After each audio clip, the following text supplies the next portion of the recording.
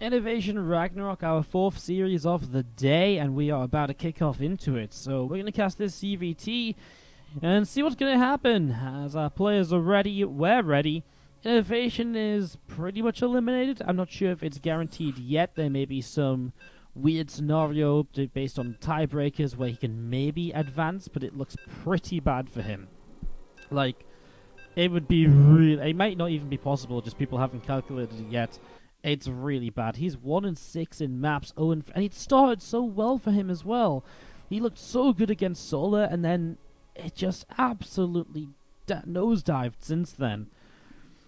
Not a great day if you're an INnoVation fan. Well, let's see if you can pick up a win against RagnaroK, who is hunting to try and go 2-2 in the group. To the top left-hand side, we start this with our blue Terran player, INnoVation. Up against the red Zerg in the bottom right from Storm Gaming, RagnaroK.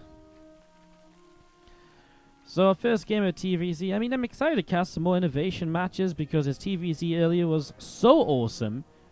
Unfortunately, I feel that he just fell apart to that one counter-attack in Game 3 against Solar.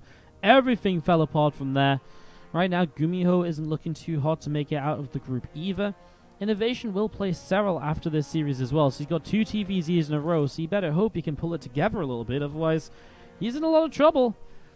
And he just lost to Rogue as well, though I get the feeling he's probably not feeling the best. I mean, there's still a lot to play for right now. There still is a chance of advancing. But beyond that as well, there's also going to be that opportunity where he can win $200 for winning the series, so there's still a little bit to play for. And if you're going to have to play the series anyways, you're still stuck in Katowice, you're not getting home any earlier, right?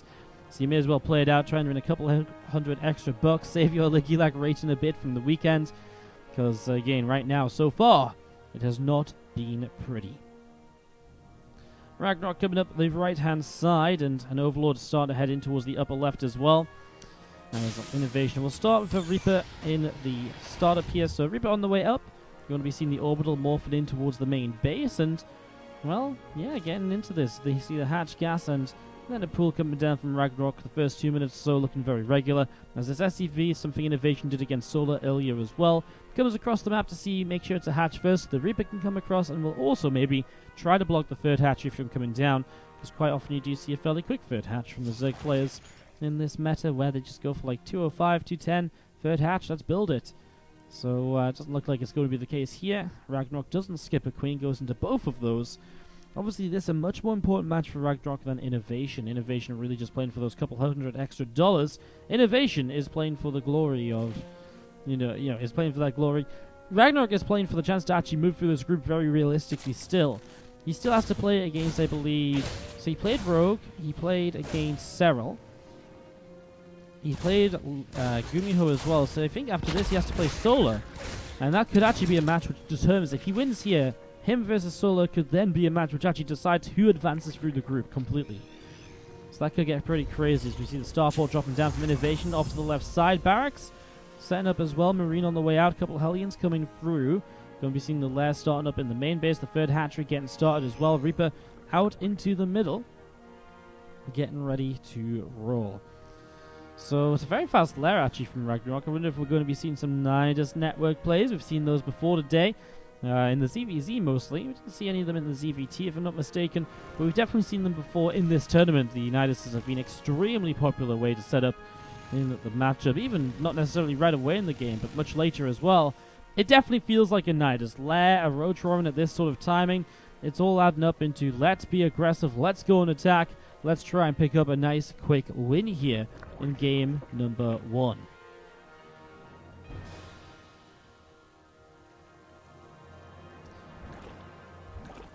Nidus network will start. And we do see the, Cloak Banshee on the way up will be a big part of defending this. However, with the Lair up, there will be an Overseer available. With an Overseer available, with Queens coming out the Nidus, the Banshee is pushable, is not going to be the be-all and end-all of this defense. And Queens coming across the map is such a vital part of Zerg All-Ins nowadays because of how common this Banshee is. If the Queens aren't there, the Banshee can just be a straight-up shutdown unless you hit early enough, or if there's no Banshee, obviously, then you're having a good time, but they really are very good units at shutting down certain attacks. Well, Nidus is about ready to go. Where does he put the Nidus? Main base? I mean, it has to be the main base, right? Right next to that Marine, sure. factory, instantly lifts off the reactor, goes to the tech lab, cancels stim because he knows how important a siege tank's going to be. Double bunker to buy time here as well for that siege tank to come up, create a bit of a wall off for him to work with. It's only Hellions at the moment as the Queens pop out. Needs a creep teamer to help push forwards a bit maybe. Surprised he doesn't drop that already. As we're going to be seeing another Nidus coming up much closer. You can reinforce very easily. Banshee gets a good couple of shots so far. First bunker cancelled. Siege tank over halfway done now. And we're going to be seeing the SCVs, the Frontier getting picked off. The next bunker cancelled as well. The Banshee taking a lot of hits. Surprised SCVs haven't been brought into this just yet either. As we see new Roaches ready to pop out of the Nidus. Roaches jumping on top of these Hellions as well. The Siege tank pops out and now the Roaches are not only right on top of them, but they're also on the wrong, on the right side to block the SCVs from coming to repair. Nidus here also means this tank was actually just completely blocked into this corner with nowhere to run to. More Roaches popping out, the Queen's still here. I mean, the Banshee currently cleaned up quite a few Roaches in this Nidus because the Queens are just not in range of the Banshee. They are in range now though, and as INnoVation loses so many SCVs, RagnaroK will pick up a pretty uninspiring game number 1. I mean, uninspiring from INnoVation, right? Just, I mean, I don't know, like, he put the bunkers up and so on, but then that tank got caught, and at that point it just felt like it was over. The Banshee just didn't pull back at any point. The Nidus network just very powerful there as RagnaroK goes up 1-0 in this best of 3.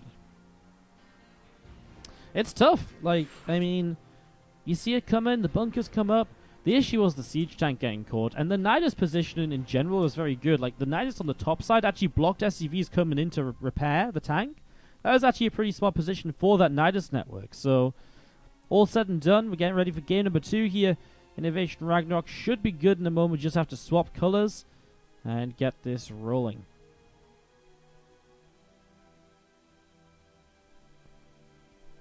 Alright, colors have swapped, and we're ready to jump into game 2 on New Repugnancy in just a couple of moments.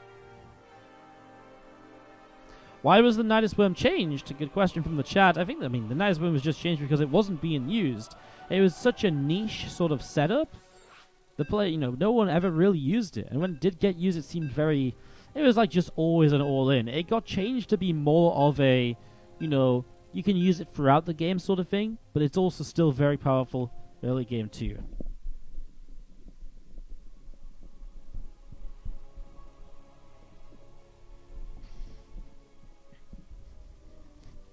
So, game 2, and RagnaroK leads 1-0.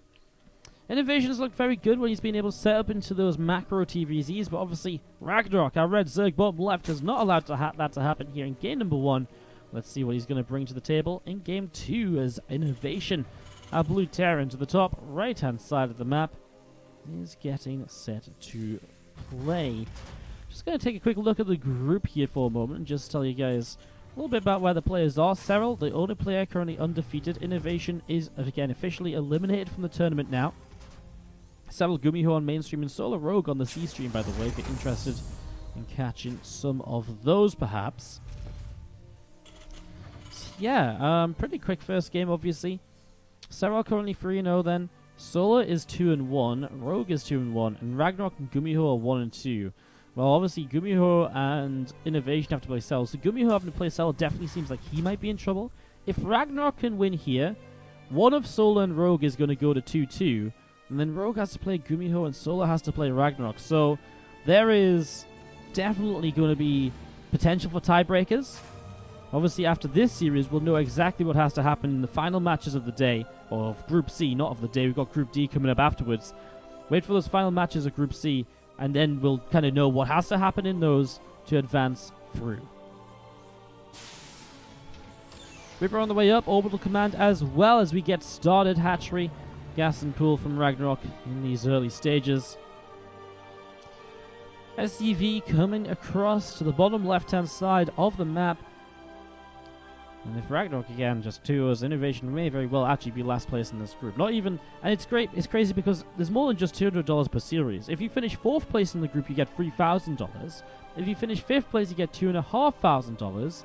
And if you finish last place, you get $2,000. So not only is it $200 per series won, it's $500 for each position you finish in the group, even if you don't make it out of the group. So you really get rewarded for playing well and for winning series. Hatchery goes try and come down. INnoVation blocking it with the SCV. We'll build the extractor because at this point you know that Reaper's going to be on the way over. Obviously you don't want the Reaper to actually be able to deny that for too long. It's the first time we've actually seen that SCV successfully block the hatchery coming down. And now these three Zerglings are going to pop out and going to run after that Reaper. There's INnoVation. Does pull it away. Drone will try and get in position to build the hatch. Going to be close. Does sneak it down. And that means the Lings can back away from the fight too, because eventually they were going to go down against that Reaper. Queen position to deal with the Reaper if it hops up. Doesn't, it just pushes in the front. And the Ling's going to get back to picking off these unbuildable rocks. Just make sure he doesn't misclick on those at a later stage.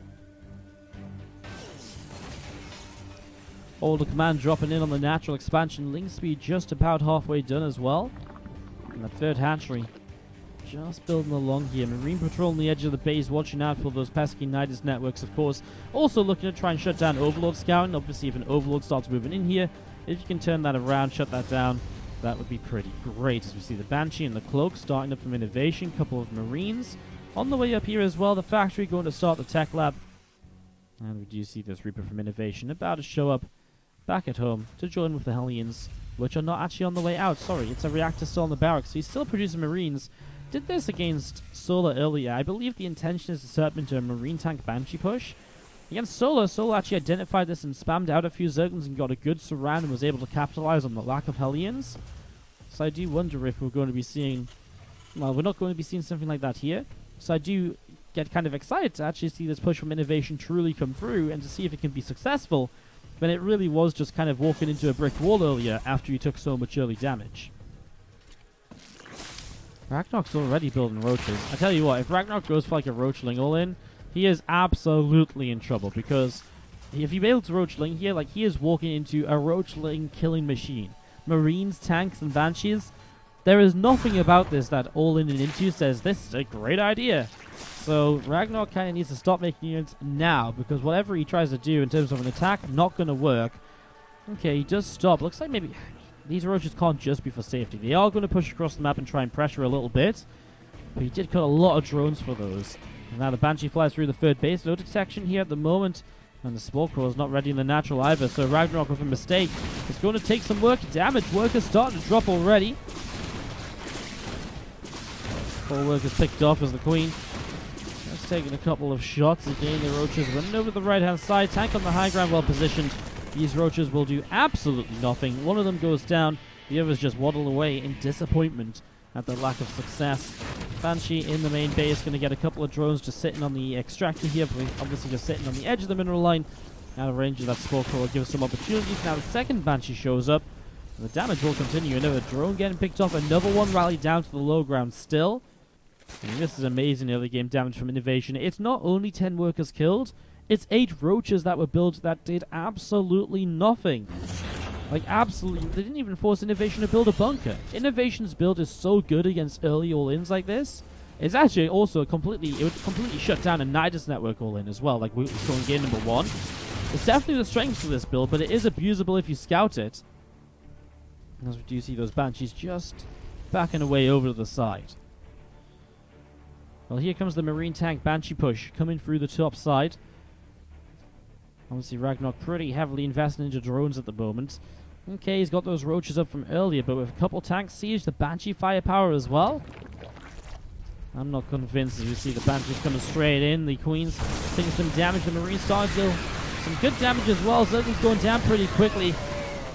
Those are fouls miss as well as the Banshees continue to dish out the pain. And this entire game from RagnaroK just went from a bit shaky to a bit of a rough decision.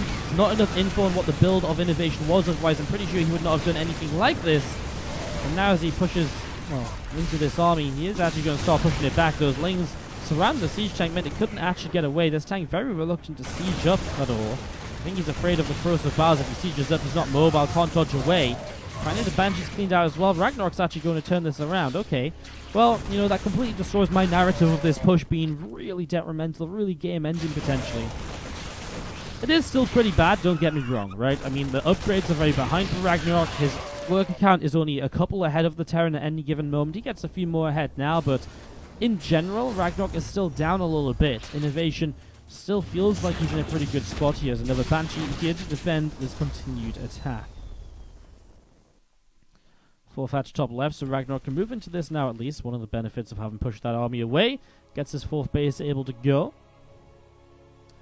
It's going to be seeing the Spire on the way up on the main base as well. Bane and Nest just about to come up and finish too.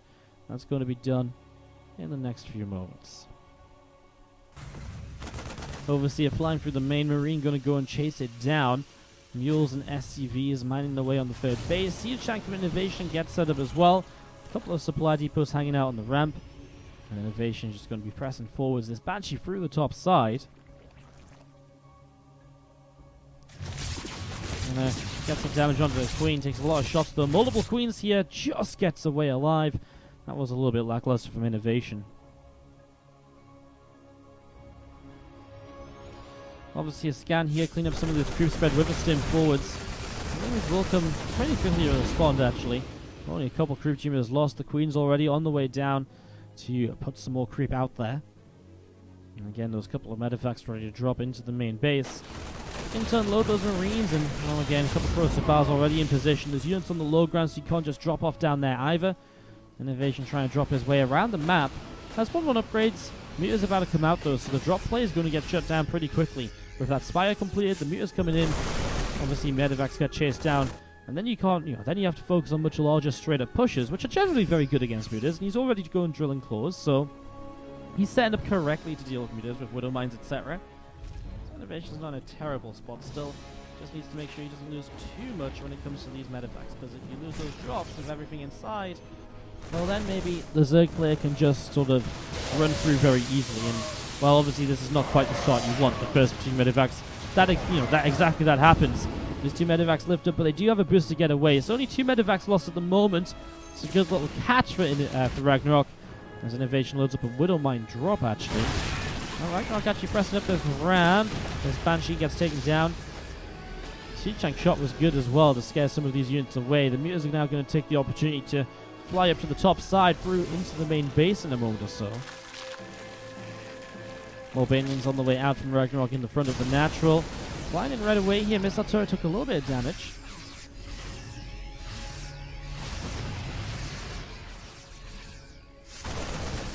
Still looking for opportunities here. Sorry, I'm just trying to rearrange my headset at the moment. Alright, all fixed up. So with the infestation pit coming down in the main base, we're going to be seeing the drones getting picked off. That Widow Mine drop coming into action. I have no idea where. Oh my god. I'm sure I checked the third base and I just completely looked over it. Apologies. So a couple of drones going down. INnoVation still finding a few ways to harass here so far. That's 2 upgrades about to complete from INnoVation.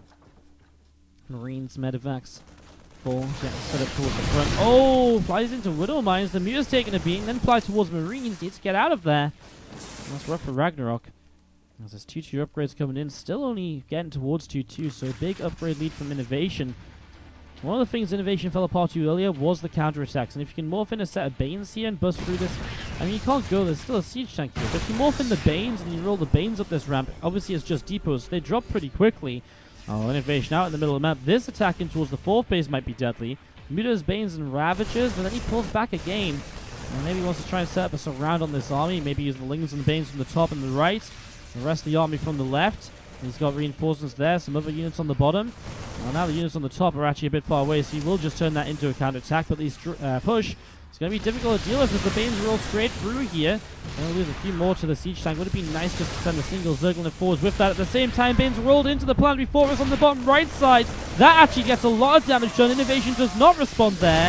Oh, big Widow Mine connection though. And he's also losing drones. RagnaroK on the top left as INnoVation's drop gets into play. I don't know if RagnaroK can actually clean up this army. That's the issue. As much as he just spent so much army kind of dealing damage across the map. I have a couple of big Widow Mine connections. The Baneling number gets severely reduced, which is your big moment to kind of turn this around as Widow Mine's going off again. In the top left corner, those 2 medevacs get out, just leaving a Marauder behind to be picked up. Reinforcements already arriving, though, and INnoVation can keep pressing forwards in towards the natural expansion. Stim into this here, clean this up. Banes are going to go down. I mean, Mutas are going to try and counter-attack as well. There's just even more units that are not actually here to help the fight. Queen's dropping, reinforced Mutas are dropping, and INnoVation should clean this up to take game number 2. And he will tie up this series 1-1. Just had too much army on this other side in the end, and INnoVation then able to take this and tie up ones each.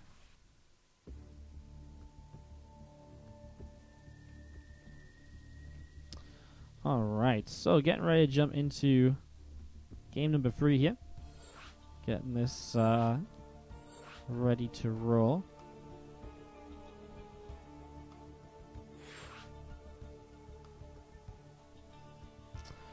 Alright, Go-Go is being called as we get ready to begin.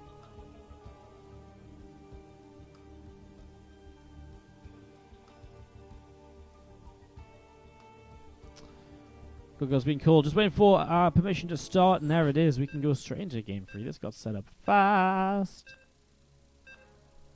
Real fast. Okay, then let's kick this off and see what will happen.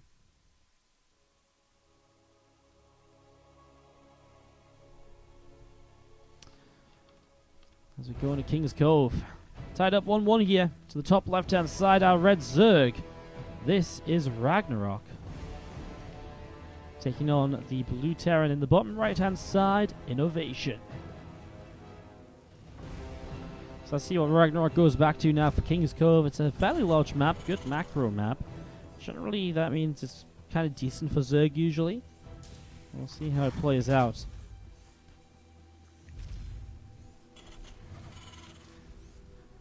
Overlord RagnaroK just coming out the front to begin with. We see that refinery on the way on the main base as well.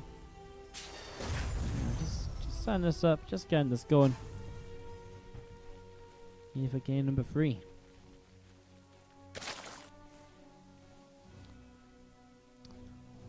King's Cove just has, again, these 3 bases and then a 4th base as well. It's actually also very good for Terran though, because you can just take 1, 2, 3, 4 bases, hold so easily. Even that 5th base as well. But the issue is, while it's so good for Terran to expand, it is just so good for Zerg as well. And so, when the Terran can't push off of those 4 bases, it tends to go very late game. And if it goes very late game, the Zergs generally tend to excel there. Not all the time, not saying, I mean, it's just one of those things where, when you get a lot of bases up, and late game, Zerg does very well. And that's exactly what this map kind of lends itself to. A lot of the time though, if you can kind of prepare well for the late game, Terran can do pretty well. So you just have to take that sort of late game approach very early. Already start setting up Liberators before Ultras are out.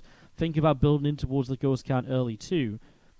It definitely can turn into a very extended series. As this Overlord comes around over the right hand side to see what might happen.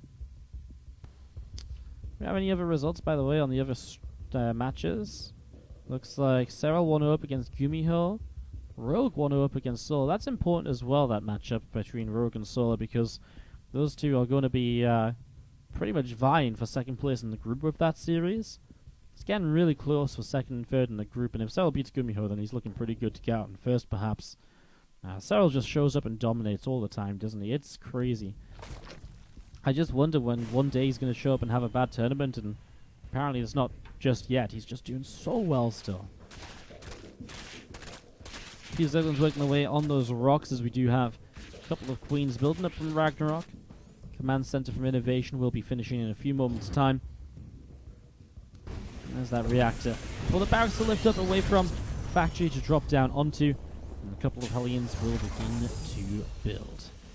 Starport coming up in the main base. There's Reaper from INnoVation coming down all the way down to the bottom side. A couple of Overlords setting up to dive on into the natural, in towards the main perhaps. Get that set up and ready to go. There's a few Zerglings hanging out here just in front of the natural as well. And the speed about halfway done. Starport about to complete. Can lift up, drop down to that tech lab. The barracks here from INnoVation moves over to the side. And there it is, that Starport lifts, goes to the tech lab, lands up right there. And it's going to be Cloak Banshees to get us started.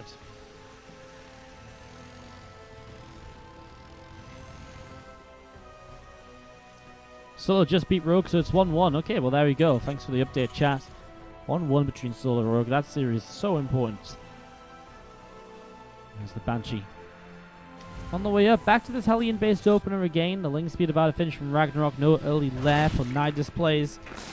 So we are tending to move towards a bit of a macro-oriented style here from both. No kind of funky marine tank Banshee pushes this game either from INnoVation, which is always good to see as well, right? Doing something just a little bit different and switching up. I like that build. It didn't look good against solo, but now I saw it in action. It kind of makes sense. It keeps you very safe from all-in attacks. It gets a good push across the map. It's a good way to change up the playstyle of your kind of, typical Terran openers. Six Hellions going to press forwards, and the Reaper coming up as well. Already going to be seeing that Queen. And gets a little bit of damage on it. The Hellions with the Reaper grenade maybe could have run by, but they're only going to run headfirst into Zerglings, so they don't really want to commit through them. There's not enough drones to justify the Hellions diving on the third base either. This is a very minute correction of this Spore Crawler, by the way, as well. I love it. Lifts it up, moves it like one hex to the left, and then puts it back down. Interesting.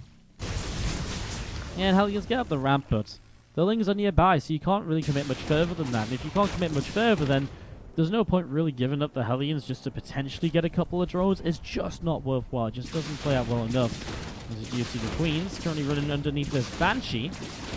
Transfuse comes down. Queen gets healed up a little. You're going to be seeing the Hellions and the Reaper from INnoVation moving out into the middle of the map. Two Banshees joining up together. RagnaroK is running over to the side here. Going to be able to pick that Hellion off. So Hellion goes down. Meanwhile, two Evolution Chambers coming in on the third base. Again, ready for those upgrades. Hellion is still trying to dive by into the natural as Queens will transfuse each other back up to health. Bane Nest starts from RagnaroK in the main. We still have the Hellions just on the way down to the bottom right. With the Banshee up in the skies, hanging out in the natural.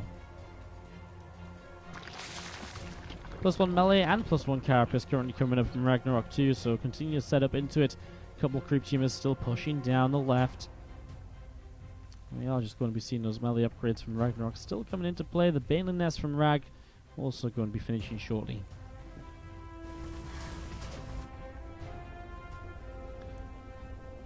And at this stage, INnoVation didn't do a lot of early game damage. He hasn't had the Banshees this game either, which is, he has them, but they've not really done much, right? They're just like chilling out over here. And so he hasn't killed those early workers we usually see him getting. And that does concern me a little bit. As RagnaroK heads into Lingbane Hydra, he's going to be able to get to a comfortable drone count if he wants to. He's actually making a lot of Lingbane at the moment. Rather than just like heading straight to 80 workers, he's taking a bit of a breather on the drone production. Maybe as that fourth hatchery finishes, we'll see about 15 more workers added, and then you can really just spam Lingbane Hydra. Depends how you want to play. If you want to spam it and trade a lot, or if you want to try and tech up, then obviously you may just slow it down and play defensively with your creep spread. And there's a lot of that creep spread as well as the Marine Sim forwards. I'm going to try and take it down, but he doesn't find a single one for that scan. Unfortunately, the Terran just pushed back already. Good positioning by RagnaroK, able to get there very quickly to come in and defend. And the Ling is very quick to respond over to the left side, which is where the Medivacs are trying to go now. Two Banshees into the main. Spore Crawlers are still here. He'll still be able to. He will get a couple of drones from the edges of the base, but it's not like he can just sit here and just kill a multitude of workers. He's going to go all the way into the main in the end as these two Medivacs go all the way back home. Wouldn't mind see actually unburrow the Lings for a moment, wanted to try and fight it. Decent split away, wasn't the best. Those Lings need some skin marks down on the ground as they burn to death apparently. Not seen that before. Not noticed it with the simulant skins actually. That's interesting. INnoVation still pressing forwards. The Zergling's taking a little bit more damage as well. Another scan and a few more creep tumors getting picked away at. Overlord taking a few more shots too. Ling still running forwards. Bane's able to pick up the Widowmine. The other Widowmine getting killed as well before it comes back off cooldown. So good little time in there for RagnaroK to play cleanup, as there should be a big scan in the center to get rid of all of this creep. That's a ton of creep spread being cleaned out here in the middle of the map. Queen's coming in, pushing that Hellbat back towards the rest of the army. Lings, Banes, and Hydras from RagnaroK up the left-hand side. Still got a couple drops over here trying to cause some chaos as well. This is why INnoVation tends to excel when he's dropping around the map, keeping the Zerg busy. He's in control of the game. That's exactly what he wants to be, but that's not as good of a fight. And the Medivacs don't save that many units this time. Doesn't mean the drop on the left side is being allowed to unload though, and unload and deal some damage. Ooh, Hydra's getting the Medivac as well, which means the last few Marines get banelinged pretty hard. Some good, fun, small little skirmishes between the two of them. INnoVation kind of feels like it's starting to make the progress he needs. resources lost is almost twice as efficient from INnoVation than it is for RagnaroK. And this is a map as well. We talk about the importance of those counterattacks from a Zerg. I think this is a map where the Zerg counterattacks are really very limited. You can maybe run somebody towards this fourth base if the units aren't positioned right out in front, but it's difficult to get away from run by up into the third, up into the natural, because the units from the Terran are just so generically nearby anyways. You have to be really out on the map with your full army as a Terran to let those run-bys deal damage here on King's Cove, so it's a little bit less easy to set them up than it is on the other maps that we've seen so far in this series. That means it's something that RagnaroK can't rely on as heavily. Although in fairness, in the last game, he actually used the run-by and actually killed him because he used too many units in the run-by. He died to the larger push. Drone's going down again, apologies. Missing the Widowmine drop. Just coming in there for 10 workers killed. Fire Force now pushing forwards as well. We've got a little medevac set up on the left side too. Again, good creep being cleaned out at the moment. A lot of scans coming down. Oh, that's a scary Widowmine. Oh, and it goes into the center of the Ling Bane as well. And that's why it's scary. Just set to potentially go off into a big clump of Banelings. Very expensive trade. Fire over on that right side. The two Banshees ran from earlier. I wonder if INnoVation even knows those still exist. Some more creep going to spread out through the middle of the map. Again, just the Marines and a medevac from INnoVation hanging out on the left. More of the Bio just coming around the bottom, and Ling's running through. Bio has to lift from INnoVation, get away up the top side. There's more Marines just simming forwards, getting some creep on the left actually. He's really focusing on this left side, but there isn't really a base you kind of end up on very easily if you come up the left side, so it's not necessarily the most typical or easiest position to push, because what do? Well, he's going to try and drop. I mean, the thing is, like, usually you kind of push up this side and you kind of get in range of the hatch and you put some pressure on the Zerg, but this time you don't do that in this position. He's just going to try and drop through into the main/natural. I mean, I just feel like this Ling Bane Hydra is about to respond super quick. We've been talking so much about what the Terrans do, and we've completely ignored the fact that RagnaroK is going up in towards Broodlords. He's gotten the Hive and the Greatest Fire up. Broodlords are already on the way out. So here we go, INnoVation leaves one medevac at the natural, the rest of the medevacs go to the main. We can maybe get that spawning pool of Adrenal Glands, that'd be a good pick-off. Already a lot of drones going down. There's no Corruptors right to chase down those medevacs. That's a shame because he should really stop anything getting out of here. In the end, oh my god, though, the Balins just connect, and well, the medevacs don't exactly get out with much left alive. He's actually going to lose another one as well. The Spore Crawler in range to get the kill. Meanwhile, a push on the right-hand side isn't that successful either. RagnaroK again back over to the right, able to defend, able to deflect. There's more Liberators on the way out. Now we see RagnaroK pushing. It's a large map, but it is a pretty kind of a map that's very focused around the central areas. And so this Broodlord push straight down the middle isn't exactly leaving many flanks open for attack or anything, and he's just going to come straight in here. Broodlords show up, and there is no response to Broodlords. There's Liberators on the way. I think INnoVation's expecting, Ultras to show up. Definitely not Broodlords. I mean, a drop up here could maybe come in and cause some chaos as already fourth base goes down. There is absolutely nothing to fight Broods right here. We see an attempt to try and drop on top of them. Doesn't work out. The few Liberators siege up. They're not meant to deal with Broodlords, obviously. They're meant to deal with, Ultras and so on. Their splash damage in the skies is just so pitiful. It's just really lackluster, and INnoVation completely falls apart. Does kill this base with this little drop on the top right side. It's something, but obviously he's lost his own fourth base. He's losing his third base as well. And it's not like this orbital just flips and gets replaced. It's going to go down. Those Hydras are going to target it, make sure it dies, and the Broodlords just keep chasing INnoVation further and further back. There's Banes to support on the ground to push the units away to give the Hydras a chance to get on top of the Libs and the Vikings. And well, the Broodlords still just dropping in. Will RagnaroK go all the way right now? Looks like he's just going to go for it. I don't blame it, man. The Hydra's got on top of the Liberator. The Vikings are picking his way through the Overlord, Broodlords. But then there's just nothing else left anyways. The Lings just keep streaming through the Hydras as well. And INnoVation will lose yet another series here today. And RagnaroK keeps his dreams in this group alive. Drops a map, which is maybe going to affect his kind of run through. Because by dropping a map, he ends up in a position where he's obviously one map less, whereas I guess Solar dropped a map to INnoVation too. There is Rogue and Gumiho who'll really benefit from them wins. Okay, well, meanwhile, over on the C stream, I believe Solar versus Rogue has concluded with a Solar victory 2-1. And then we have Gumiho Serral still on the main stream. That's going into the real late game stages. So you guys can check that out if you would like on the main stream. That's currently going on. We don't know what our next series will be.